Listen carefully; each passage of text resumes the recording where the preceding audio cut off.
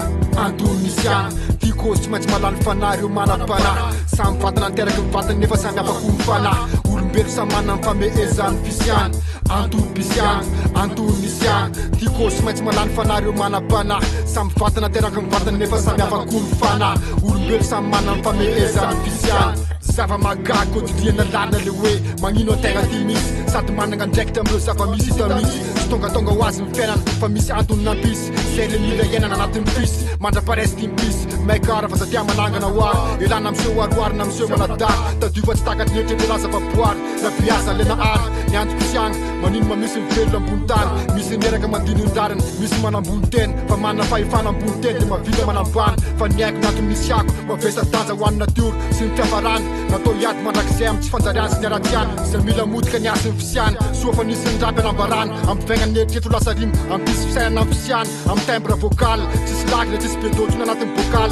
fa tsy taitra milatsaka moramora amy ghetto local tsy rairay samy manana amy parcours mandrapafaty samy voahiraka amin'ny antony misy any samy amy jinja zay nafafy tsy koa ilana andany lerana ratsy fa zay andany leranao raha antony agna antony misy agna tiako tsy maintsy malany fanahy manam-panahy samy vatana anteraky mivatany nefa samy afaka mifanahy olombelo samy manana mifamehezany fisiany antony agna antony misy agna tiako tsy maintsy malany fanahy manam-panahy samy vatana anteraky mivatany nefa samy afaka mifanahy olombelo samy manana mifamehezany fisiany Magaga fa tsika olombelona ty ve moa lahatra samandazy misy milaza fa safidy foana ho ny fiainana tsy toraisina de nahatoetsy an-dany manolotra lalana karaha izy ve no manoatra mboliteny any ny safidy resaka tsongolo-badita le raha ka zany ve ny tena sutasita aminy sazany tena rolaty ny ambony ambany ny ambany ambony posture 69 zay atoratoraky ny fiaina mandalo eo tsy haiko fefa elany nandiavana tany de atsy rehetra any saronisy atidy amin'ny maranda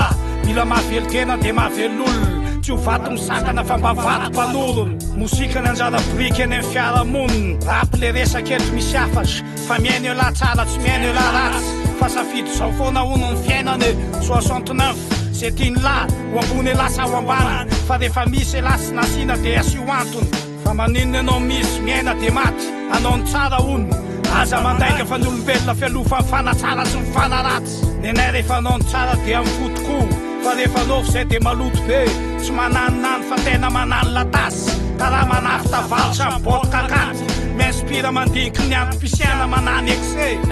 valasaza mamakivaky valasaza